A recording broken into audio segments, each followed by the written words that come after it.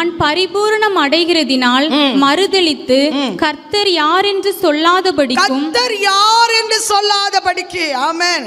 ஒரு வார்த்தை நம்ம எவ்வளவு இம்பார்ட்டன்ட்.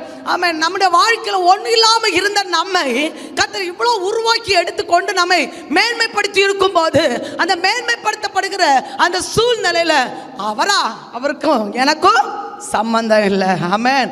அதுதான் மறுதலிப்பு. ஆமென்.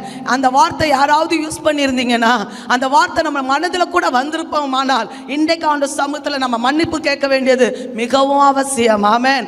யாராவது அப்படி சொல்லியிருப்போம் என்றால், இனி ஆண்டவர் எனக்கு வேண்டாம், எனக்கு இனி ஜெபம் வேண்டாம், இனி ஒரு ஆராதனை எனக்கு வேண்டாம், அவருக்கு எனக்கு சம்பந்தம் இல்லை, இந்த சோதனையில் எனக்கு ஜெயிக்க முடியல, எனக்கு வேண்டாம் என்று நாம் தள்ளி விட்டு இருந்தோமானால், உண்மையாகவே தேவன் அதற்கான பரிகாரத்தை செய்ய ஆமென் அவர் போதுமான தேவன். ஆமென். அடுத்து வாசிங்க பார்க்கலாம். யார் மறுதலிக்கிறவர்கள்?